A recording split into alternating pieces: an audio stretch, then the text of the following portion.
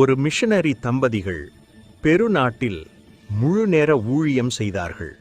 பல வருட ஊழியத்தில் பெரிய அறுவடை இல்லை. மனம் சோர்ந்தது. அப்போது ஒருவர் சொன்னார், இயேசு திரைப்படத்தை எங்கள் மொழியில் காட்டினால் அநேகர் ரட்சிக்கப்படுவார்கள். பணமில்லை, ஆனால் வாஞ்சை இருந்தது. தங்களிடம் இருந்த எல்லாவற்றையும் விற்று வண்டி, ப்ரொஜெக்டர் வாங்கினார்கள். ஒரு கிராமத்திற்கு செல்லும்போது தீவிரவாதிகள் அவர்களை பிடித்து எல்லாவற்றையும் கொள்ளையடித்தார்கள். அந்த இருளில் ஆவியானவர் சொன்னார், கர்த்தரை துதி. கண்ணீரோடு பாடினார்கள். லாரி நின்றது. அவர்கள் உயிரோடு விடப்பட்டு பொருட்களை மட்டும் எடுத்துச் சென்றார்கள்.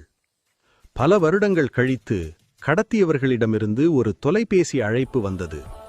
நீங்கள் கொண்டு வந்த இயேசு திரைப்படத்தை பார்த்து நாங்கள் 50 பேரும் ரட்சிக்கப்பட்டோம். இப்போது திருச்சபை நடத்தி வருகிறோம். இங்கே வந்து தேவ செய்தி பகிருங்கள்.